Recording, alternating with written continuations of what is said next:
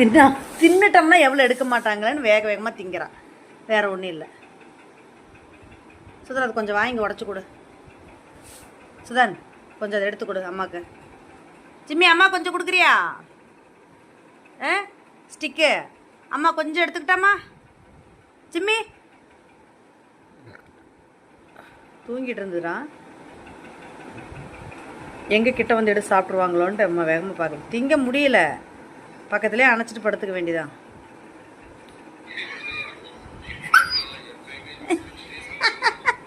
பார்க்க கூட கூடாதுன்னா எப்படி? ஆளை திருப்பிக்க அப்படியே.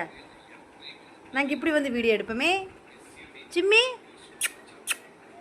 எனக்கு அம்மாவுக்கு கொடுமா.